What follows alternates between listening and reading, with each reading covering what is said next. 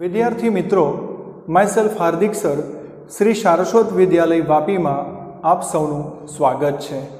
मित्रों, आज आपणे यूनिट नंबर 7 धोरण 12 प्रकरण 5 चैप्टर नंबर 5 आनुवंशिकता अने भिन्नता विषे वातो करवाना छे। एटले के मित्रों अहीं जेनेटिक्स विशेनी वातो शरू थाय छे, तो सौ ध्यान आपे मित्रों। तो आनुवंशिकता आ जे शब्द है, आनुवंशिकता अने भिन्नता शब्द तमे सांभळ्यो छे कि आनुवंशिकता एटले शुं। तो आपणे एवुं जाणीए छीए कि एक पेढीमांथी एनी अनुगामी पेढीमां लक्षणों सतत उतरता रहेवानी प्रक्रिया।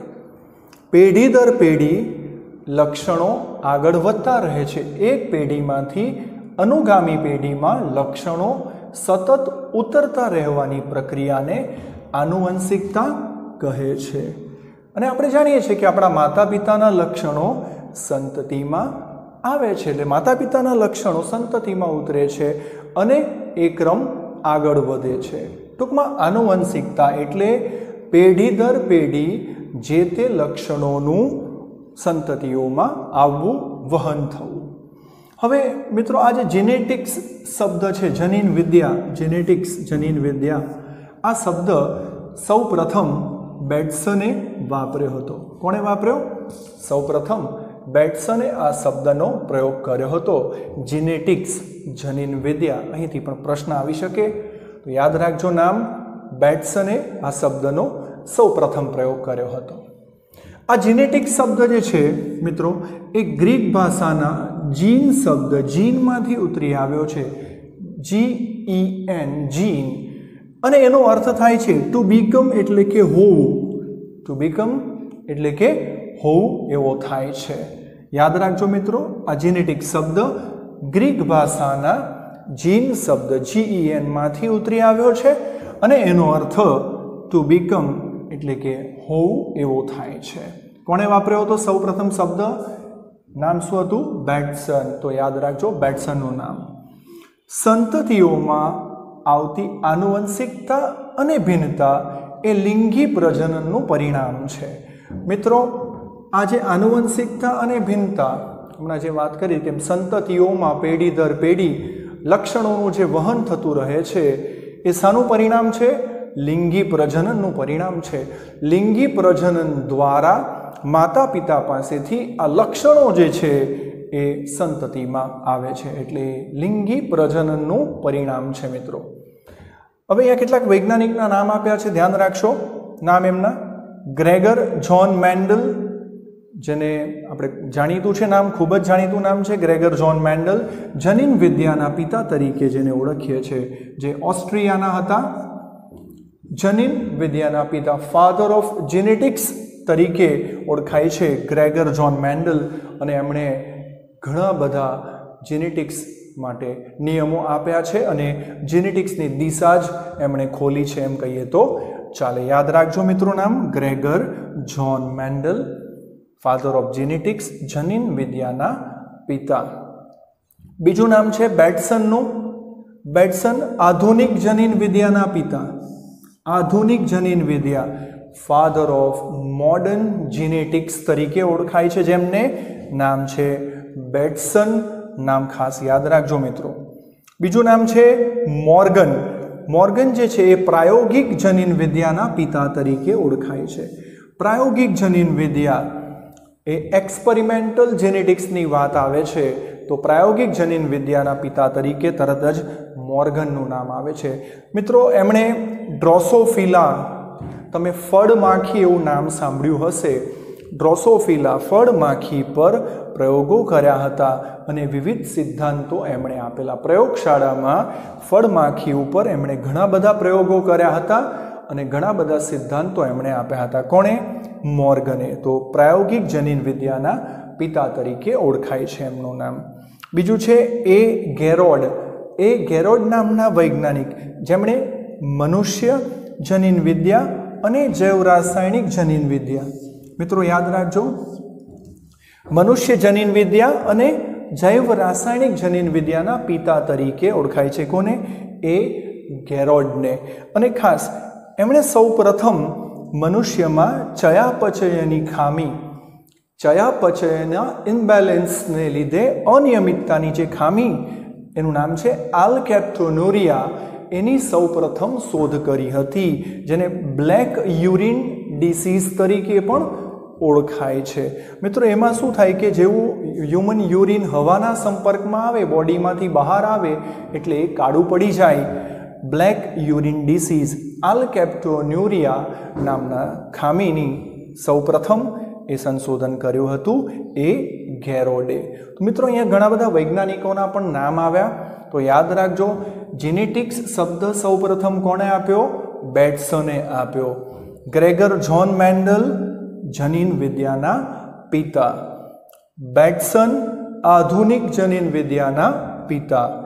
મોર્ગન પ્રાયોગિક જનીન વિદ્યાના પિતા. એ ગેરોડ જેમણે મનુષ્યમાં જનીન વિદ્યા અને જૈવ રાસાયણિક જનીન વિદ્યાના પિતા તરીકે ઓળખાય છે. તો મિત્રો અહીંથી પણ પ્રશ્નો આવી શકે છે. મિત્રો આગળ વધીએ. હવે આજે વારસાગત લક્ષણોના વહનની વાતો કરી. આપણે આગળ આ ચેપ્ટરમાં ઘણી બધી વાતો કરશું. મેન્ડલે ઘણા બધા નિયમો આપ્યા, ઘણા બધા પ્રયોગો કર્યા, એની વાતો કરશું. તો આપણે થોડી શરૂઆત MCQથી કરીએ છીએ અને પછી આગળ વધીએ. ફક્ત એક લક્ષણનું વારસાગમન નક્કી કરવામાં આવે તો તેવા પ્રયોગને શું કહે છે? પ્રશ્ન ધ્યાનથી વાંચજો મિત્રો. ફક્ત એક લક્ષણનું વારસાગમન, એનો મતલબ વારસાગત લક્ષણો જે છે એ ઘણા બધા લક્ષણો માતા પિતામાંથી સંતતિમાં જતા હોય છે, કે કોઈ પણ સજીવની વાત કરીએ તો અહીં શું કહે છે? એક લક્ષણનું વારસાગમન નક્કી કરવામાં આવે તો તેવા પ્રયોગને શું કહે છે? દ્વિસંકરણનો પ્રયોગ, એક સંકરણનો પ્રયોગ, બહુસંકરણનો પ્રયોગ કે ઉપરોક્ત એક પણ નહીં? તો આવો પ્રશ્ન કેમ ઉત્પન્ન થયો?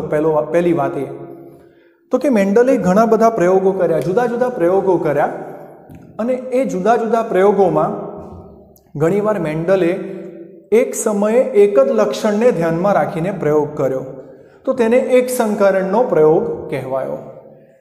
બીજા પ્રયોગમાં એણે એક સાથે બે લક્ષણોને ધ્યાનમાં રાખીને પ્રયોગો કર્યા, તો જેને દ્વિસંકરણનો પ્રયોગ કહેવાયો. તો એટલા માટે આવા નામ આવે છે મિત્રો. તો એક સમયે એક જ લક્ષણને ધ્યાનમાં રાખીને કરવામાં આવતો પ્રયોગ જેને કહેવાય છે એક સંકરણનો પ્રયોગ. એ લક્ષણ પછી કોઈ પણ હોય તો અહીં આન્સર આવે છે એક સંકરણનો પ્રયોગ. તો જે પ્રશ્ન હતો કે ફક્ત એક લક્ષણનું વારસાગમન નક્કી કરવામાં આવે તો તેવા પ્રયોગને શું કહે છે? એક સંકરણનો પ્રયોગ. જો આવા બે લક્ષણો હોય એક સાથે નક્કી કરવાના અને પ્રયોગ કરવાનો તો એને કહેવાય દ્વિસંકરણનો પ્રયોગ. આગળ વધીએ.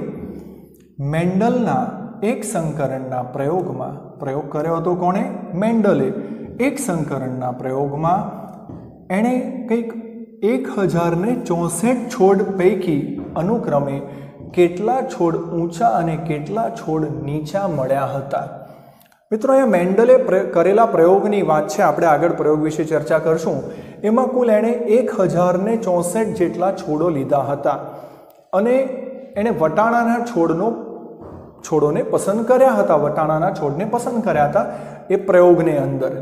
તો એના એક સંકરણના પ્રયોગમાં કેટલા ઊંચા અને કેટલા નીચા મળ્યા? તો મિત્રો આ આંકડાકીય માહિતી છે, હું તમને જણાવી દઉં છું. અહીં કુલ 1064 છોડ પૈકી એમને 787 છોડ જે છે એ ઊંચા મળ્યા હતા અને બાકીના 277 છોડ જે છે એ નીચા મળ્યા હતા. એટલે પ્રમાણ કંઈક 3:1 જેવું પ્રમાણ રહ્યું અહીંયા મિત્રો. એ આપણે પ્રયોગમાં આગળ વાત કરીશું. તો યાદ રાખજો કે કુલ 1064માંથી 787 છોડ એને ઊંચા મળ્યા હતા અને 277 છોડ જે છે એમને નીચા પ્રાપ્ત થયા હતા. આગળ વધીએ પ્રશ્નમાં. મેન્ડલના પ્રયોગમાં સમયુગ્મી ઊંચા છોડની સંજ્ઞા કઈ હતી? મેન્ડલના પ્રયોગમાં સમયુગ્મી ઊંચા, તો તો ઊંચા છોડ માટે એમણે કેપિટલ ટી સંજ્ઞાનો ઉપયોગ કર્યો હતો મિત્રો, યાદ રાખજો। સમયુગ્મી, સમયુગ્મી એટલે એમણે એને શુદ્ધ ઊંચા એવો શબ્દ પ્રયોગ કર્યો હતો, તો શુદ્ધ સમયુગ્મી ઊંચા માટે અહીં કેપિટલ ટી સંજ્ઞાનો ઉપયોગ કર્યો હતો। બીજો પ્રશ્ન, મેન્ડલના એક સંકરણના પ્રયોગનું જનીન પ્રકારનું પ્રમાણ, મેન્ડલના એક સંકરણના પ્રયોગનું જનીન પ્રકારનું પ્રમાણ કેટલું પ્રાપ્ત થયું? તો હમણાં જ વાત કરી મેં તમને કે કુલ આટલા છોડ એમને મળ્યા એટલે કે 3:1 પ્રમાણ પ્રાપ્ત થયું। 70% છોડ એમને, મેક્સિમમ છોડ એને ઊંચા મળ્યા અને બાકીના છોડ એમને નીચા મળ્યા। તો યાદ રાખજો આ પ્રમાણ જે છે એ કેટલું થશે? 3:1 પ્રમાણ થશે। આગળ વધીએ, કોઈ પણ સજીવ કોઈ લક્ષણ માટે સમયુગ્મી કે વિષમયુગ્મી નક્કી કરવા માટે યોજાતા સંકરણને શું કહે છે? સમયુગ્મી છે કે વિષમયુગ્મી છે? તો પહેલાં તો એ સમજવું પડે કે સમયુગ્મી એટલે શું, તો કે મેન્ડલ એને માટે શુદ્ધ શબ્દ વાપર્યો હતો। સમયુગ્મી એટલે શુદ્ધ અને વિષમયુગ્મી એટલે કે અશુદ્ધ। તો એ આપણે હવે આના પછી પ્રયોગની ચર્ચા કરીએ ત્યારે વાત કરીએ।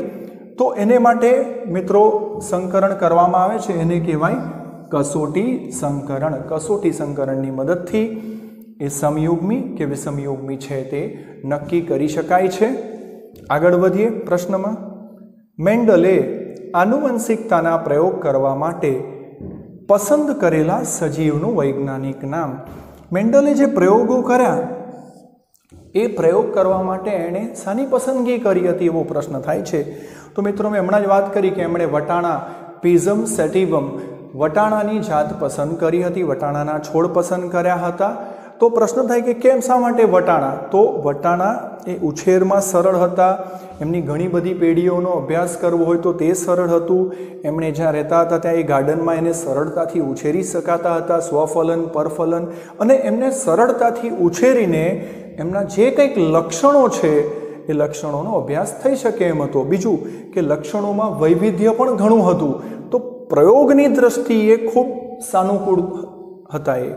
તો આન્સર આવે છે અહીં પિઝમ સેટિવમ। પિઝમ સેટિવમ એ વટાણા ગાર્ડન બી એમણે ઉપયોગમાં લીધા હતા મિત્રો। આગળ વધીએ, મેન્ડલની માન્યતા અનુસાર આનુવંશિકતાની માહિતીના વાહકો। મેન્ડલના મત અનુસાર મિત્રો આજે જેને આપણે રંગસૂત્રો કહીએ છીએ, આજે આપણે જેને જનીનો કહીએ છીએ, મેન્ડલે એ સમયે એને નામ આપ્યું હતું કારકો। એટલે અહીં પ્રશ્ન એવો જ કંઈક છે, મેન્ડલની માન્યતા અનુસાર આનુવંશિકતાની માહિતીના જે વાહકો છે એ શું છે? કારકો, જનીન, રંગસૂત્રો કે એક પણ નહીં?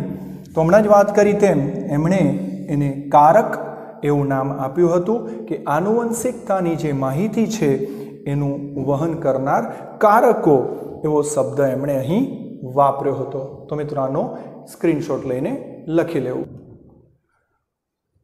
મિત્રો આપણે જે વાત કરી કે મેન્ડલે પ્રયોગો કર્યા, ઘણા બધા પ્રયોગો, તો અહીં આપણે એક સંકરણના પ્રયોગની વાત કરીએ। આપણે જેમ પ્રશ્નમાં જોયું કે એમણે જે કુલ છોડ લીધા હતા એમાં પ્રમાણ કંઈક 3:1 પ્રમાણ એમને મળ્યું હતું, ઊંચા અને નીચા છોડનું પ્રમાણ। તો આપણે અહીંયા જોઈએ પ્રયોગમાં શું હતું એ। તો સૌથી પહેલાં એમણે જે છોડ પસંદ કર્યા એટલે કે પ્રયોગની શરૂઆત કરી, તો એ શરૂઆતમાં જે છોડ લેવામાં આવે છે એને પિતૃ પેઢી, પેરેન્ટ તરીકે ઓળખવામાં આવે છે, પી પેઢી તરીકે ઓળખવામાં આવે છે। તો પી પેઢી તરીકે, પેરેન્ટ તરીકે એમણે સૌથી પહેલાં તો શુદ્ધ ઊંચા છોડ લીધા, શુદ્ધ ઊંચા, અને એને માટે સંજ્ઞા છે કેપિટલ ટી। તો ઊંચા છોડ માટે એમણે સંજ્ઞા લીધી કેપિટલ ટી, અને એમણે એને કહ્યું શુદ્ધ ઊંચા છોડ। લક્ષણોની બાબતમાં શુદ્ધ શબ્દ વાપર્યો। ત્યાર પછી સાથે લીધા શુદ્ધ નીચા છોડ, એને માટે એમણે સંજ્ઞા વાપરી સ્મોલ ટી, શુદ્ધ નીચા છોડ। હવે થયું શું? તો જે F1 પેઢી, ફર્સ્ટ જનરેશન જે છે એની અંદર એમને બધા જ છોડ ઊંચા મળ્યા। કેવા મળ્યા? બધા જ છોડ ઊંચા મળ્યા, જેનું જનીન બંધારણ કેપિટલ ટી અને સ્મોલ ટી હતું. બધા ઊંચા છોડ મળ્યા, પણ અશુદ્ધ ઊંચા, અહીં શુદ્ધ ઊંચા નહીં પણ અશુદ્ધ ઊંચા, બધા છોડ એમને ઊંચા મળ્યા. એમને મધ્યમ કદના છોડ અહીં ન મળ્યા કે નીચા છોડ ન મળ્યા. બધા જ છોડ ઊંચા મળ્યા, એનો મતલબ આના પર અહીંયા ઊંચા છોડ માટેનું જે કારક છે, જે ફેક્ટર છે, એ પ્રભાવી રહ્યું હશે. અહીં આગળ વધી ત્યાર પછી એનું F1 પેઢીમાં સ્વફલન એમણે કરાવ્યું, ત્યારે F2 પેઢીની અંદર એમને જે પરિણામ મળ્યું એ હતું 3:1. આપણે MCQમાં જોયું તેમ 3:1 પ્રમાણ મળ્યું. એમાં 70% છોડ જે છે કુલ એમને ઊંચા છોડ મળ્યા, બાકીના 30% છોડ જે છે એમને નીચા મળ્યા. હવે આ જે ઊંચા છોડ મળ્યા એ ઊંચા છોડમાં એમને બે પ્રકારની વેરાયટી મળી, એટલે કે બે પ્રકારના ઊંચા છોડ મળ્યા, શુદ્ધ ઊંચા અને અશુદ્ધ ઊંચા. તો બંને કેપિટલ લેટર તમે અહીંયા જોઈ શકો છો, કેપિટલ ટી શુદ્ધ ઊંચા અને કેપિટલ ટી સ્મોલ ટી અશુદ્ધ ઊંચા. બંને ઊંચા છોડ છે. હવે એને માટે આપણે શબ્દ પ્રયોગ શુદ્ધ અને અશુદ્ધ નહીં, આપણે પ્રયોગ કરીશું સમયુગ્મી. શુદ્ધ એટલે સમયુગ્મી શબ્દ એને માટે વાપરીશું અને અશુદ્ધ એને માટે આપણે વિષમયુગ્મી શબ્દ વાપરીશું. એનો મતલબ અહીં મેન્ડલને F2 પેઢીમાં બે પ્રકારના ઊંચા છોડ મળ્યા, એક સમયુગ્મી ઊંચા અને બીજા વિષમયુગ્મી ઊંચા છોડ મળ્યા. અને શુદ્ધ નીચા એટલે કે સાથે સમયુગ્મી નીચા છોડ મળ્યા. એટલે આના ઉપરથી એક વસ્તુ નક્કી થાય છે કે જ્યારે અહીં કેપિટલ ટી જનીન ગેરહાજર છે તો જ અહીં નીચા છોડ મળે છે. જ્યાં સુધી કેપિટલ ટીની હાજરી હશે ત્યાં સુધી એ છોડને ઊંચા જ બનાવશે. એટલે અહીં જોઈ શકીએ છીએ આપણે કે કેપિટલ ટી સમયુગ્મી ઊંચા, એટલે કેપિટલ ટી પ્રભાવી જનીન થયું, કેપિટલ ટી સ્મોલ ટી વિષમયુગ્મી ઊંચા છોડ. અહીં પણ કેપિટલ ટીનો પ્રભાવ છે, પણ સ્મોલ ટી સમયુગ્મી નીચા. અહીં સ્મોલ ટી પ્રચ્છન્ન છે, એ પ્રચ્છન્ન જનીન તરીકે ઓળખાય છે. મિત્રો, એટલે આના પરથી એક વાત નક્કી થઈ કે જે વ્યક્ત થાય છે, જે જનીન વ્યક્ત થાય છે એને આપણે અહીંયા પ્રભાવી કહીશું, અને એ જે અવ્યક્ત રહે છે એને આપણે પ્રચ્છન્ન કહીશું. તો આ શબ્દ યાદ રાખજો, પ્રભાવી અને પ્રચ્છન્ન, સમયુગ્મી અને વિષમયુગ્મી, આવા શબ્દો વારંવાર આગળ આવશે. તો આ રીતે એમણે એક સંકરણનો પ્રયોગ કર્યો હતો વટાણાના છોડ પર, અને ઊંચા અને નીચા છોડનું આવું પ્રમાણ કંઈક મળ્યું હતું. હવે ચેકરબોર્ડની પદ્ધતિ, પ્યુનેટ નામના વૈજ્ઞાનિકે ચેકરબોર્ડની પદ્ધતિ વિકસાવી. એટલે પ્યુનેટ સ્ક્વેર બનાવ્યું અને સ્ક્વેરની અંદર આ જ વર્ણન કરવામાં આવ્યું. તો અહીં પી પેઢી તરીકે આપણે જોઈ શકીએ છીએ કેપિટલ ટી અને સ્મોલ ટી.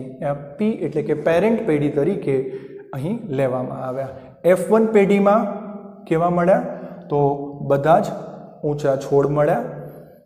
F2 પેઢીમાં હવે એને દર્શાવવા માટે આ રીતે સ્ક્વેર બનાવીને જન્યુઓને લેવાના છે. અહીં માદા જન્યુ લીધા છે, અહીં નર જન્યુ લીધા છે. તમે જોઈ શકો છો અહીંયા કેપિટલ ટી સ્મોલ ટી. હવે એનું જે રિઝલ્ટ મળે છે કંઈક આ પ્રમાણે છે. કેપિટલ ટી આ કેવા થયા? શુદ્ધ ઊંચા એટલે કે સમયુગ્મી ઊંચા. કેપિટલ ટી સ્મોલ ટી એટલે કેવા? અશુદ્ધ ઊંચા એટલે કે વિષમયુગ્મી ઊંચા.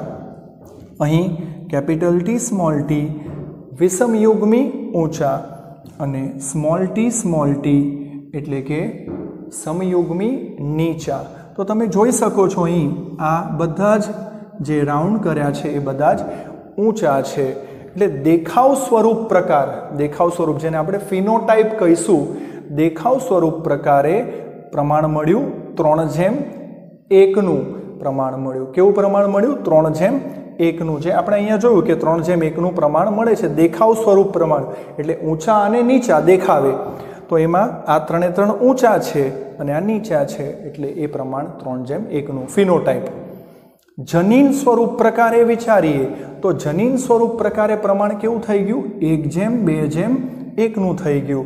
तो केवी रीते?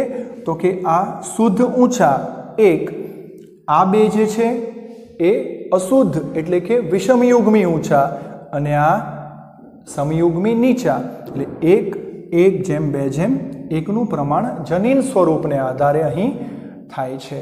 तो आ थई चेकर बोर्डनी पद्धति एटले आ वर्णनने एक चोक्कस स्क्वेरनी अंदर करवामां आवे छे। मित्रों आगळ वधीए। हवे कसोटी संकरण कोईपण सजीव कोई लक्षण माटे समयुग्मी छे के विषमयुग्मी ते नक्की करवा माटे योजातुं संकरण कसोटी संकरण कहेवाय छे। समयुग्मी के विषमयुग्मी आपणे एना माटे पहला शब्द वापरता हता के शुद्ध अने अशुद्ध शब्द। तो समयुग्मी छे के विषमयुग्मी ते नक्की करवा माटे जे योजाय छे संकरण एने कहेवाय कसोटी संकरण। तो અહીં આપણે જોઈએ તો અહીં જન્યો લીધા છે સ્મોલ ટી, અહીં કેપિટલ ટી। તો તમે જોઈ શકો છો અહીં જે રિઝલ્ટ મળ્યા capital T small T, capital T small T, capital T small T, capital T small T. એનો મતલબ બધા જ અહીં ઊંચા છોડ છે, બધા જ, પરંતુ એ બધા વિષમયુગ્મી ઊંચા છોડ અહીં મળ્યા। 100% અહીં એ વિષમયુગ્મી છે, અશુદ્ધ ઊંચા પણ કહી શકીએ। તો એ નક્કી થઈ ગયું આના ઉપરથી। અહીં જોઈએ જન્યો small T, capital T small T. તો અહીંયા જોઈએ તો અહીંયા જે રિઝલ્ટ મળ્યું તો આ ઊંચા છોડ, આ ઊંચા છોડ અને આ બે જે છે એ નીચા છોડ મળ્યા। એનો મતલબ 50% ઊંચા છોડ અને 50% નીચા છોડ મળ્યા। બરાબર છે? તો 50% ઊંચા જે છે એ વિષમયુગ્મી ઊંચા છે મિત્રો। એ કેવા છે? 50% વિષમયુગ્મી ઊંચા મળ્યા। જ્યારે આ કેવા છે?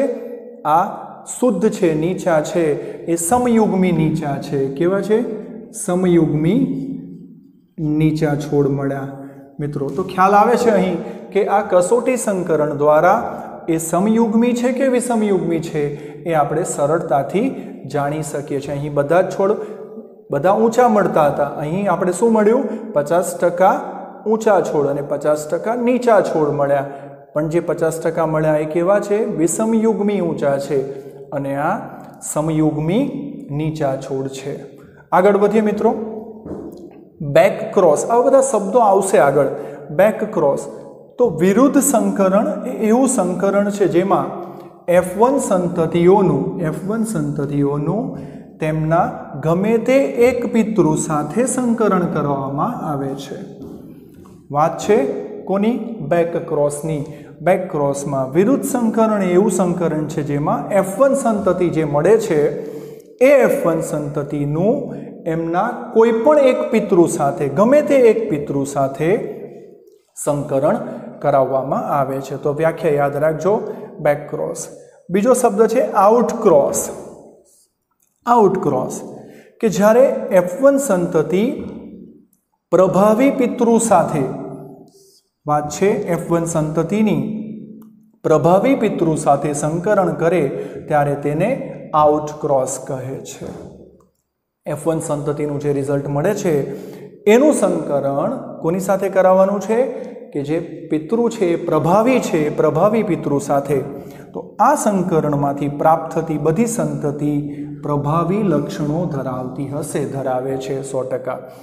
એટલે કારણ કે પ્રભાવી પિતૃ સાથે અહીં સંકરણ કર્યું છે, તેથી F1 સંતતિમાં કોઈ પરીક્ષણ શક્ય નથી, કારણ કે બધા જ લક્ષણો અહીં કેવા મળી ગયા? પ્રભાવી મળે છે।